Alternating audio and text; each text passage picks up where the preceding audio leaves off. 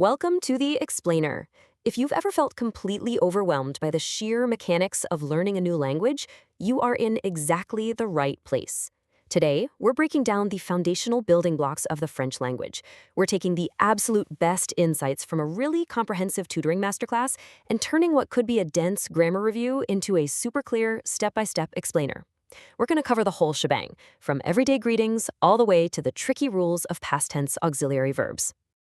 All right, let's jump right in with a quick puzzle to test your knowledge. Do you know the exact crucial difference between washing yourself and washing something else in French? It comes down to a tiny little word that completely changes the grammatical engine of the sentence, especially when you start talking in the past tense. If you aren't 100% sure, don't worry, because demystifying that is exactly what we're going to do today. To make all this totally manageable, we've got a clear roadmap. We'll be looking at 1. Greetings, 2. Numbers and time, 3. Auxiliary verbs, 4. Tenses and markers, 5. Reflexive verbs, and finally, 6. Negation. So, starting us off with section 1, greetings, formal versus informal. This really highlights a massive pillar of French culture, knowing exactly who you're talking to. The source material shows this perfectly with a few real-world scenarios. Like if you're just casually greeting a friend, or a coworker you know super well, a simple "Comment ça va?" or a friendly salut hits the nail on the head. But, and this is a big but, if you are addressing a new, important client for the first time, you absolutely must shift to the formal vous form. You'd say, "Comment allez-vous?"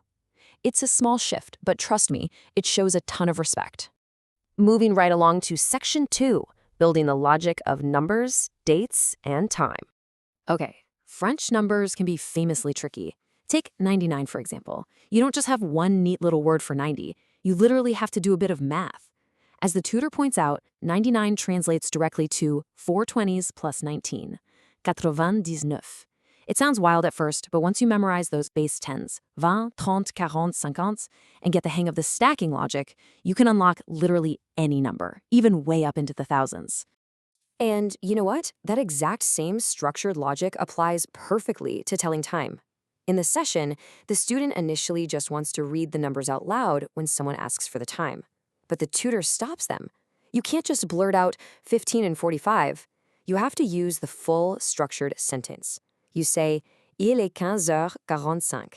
It is not just about knowing the vocabulary, it's about wrapping that vocabulary in the proper conversational framework. All right, on to section 3, the big 3 auxiliary verbs. Okay, this is absolutely crucial. You have got to master these 3 verbs: avoir, to have, être, to be, and aller, to go. These present tense conjugations are the absolute foundation for everything else you will build in French. You need to know j'ai, je suis, and je vais by heart. Why? Because you aren't just using them to say I have or I am. You're going to use them as helper verbs to literally time travel into the past and future tenses. Which brings us perfectly to section 4, tenses and markers, or how to navigate time. Before we start building our timelines, we need to call out a major false friend from the lesson. When you see the French word actuellement, your brain instantly screams actually. But scratch that, it's a trap. In French, actuellement means currently, or right now in the moment. It's basically a synonym for en ce moment. If you really want to say actually in the English sense, like surprisingly, I actually do speak French, you'd use the phrase en fait. So with that cleared up, let's map out our time markers. When you want to neatly anchor your sentence, you use sequential markers, from hier, for yesterday in the past, to en ce moment or actuellement for right now in the present, to demain for tomorrow, or even après-demain for the day after tomorrow. Now watch how those auxiliary verbs we talked about totally power this timeline. Let's look at the verb aller, to go. To talk about the past, we pair our time marker with the auxiliary être. Hier, je suis allé. Yesterday, I went. But to look at the future, we swap over to the auxiliary aller. Demain, je vais aller. Tomorrow, I am going to go. It's essentially a mathematical formula.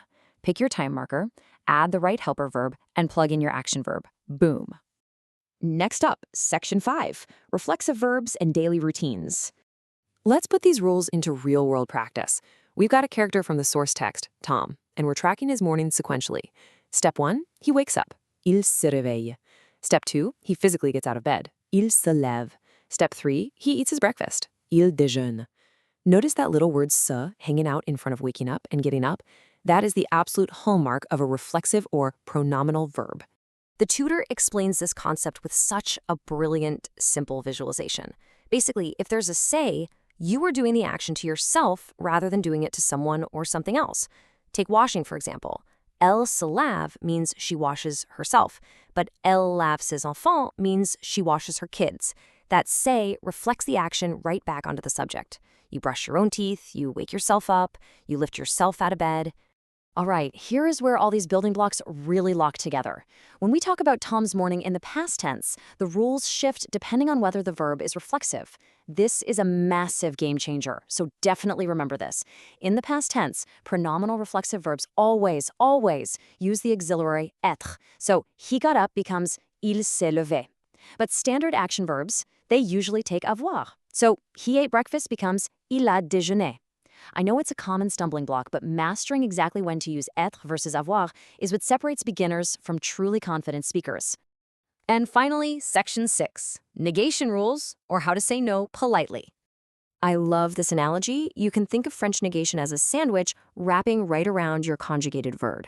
For a basic negative, your bread is ne and pas. Like, je ne prends pas de dessert. I'm not having dessert. But if you want to say you've never done something, you just swap out the pas for jamais. Je n'ai jamais joué au football. I have never played football. The sandwich structure remains exactly the same. You're just changing the flavor.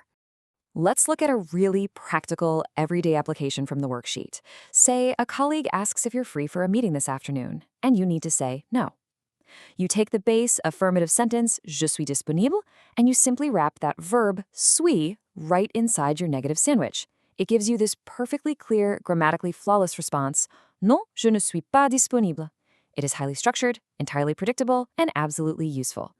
And wow, that brings us full circle. From confidently navigating the social nuances of a formal greeting and doing the literal math for the number 99, to flawlessly picking between être and avoir for your past tense daily routines and wrapping your verbs in those perfect negative sandwiches, you've got a massive structural advantage now. You really understand the engine powering the language. So armed with this scaffolding and these foundational blocks, what complex French concept are you going to conquer next? Keep practicing, and we'll see you in the next explainer.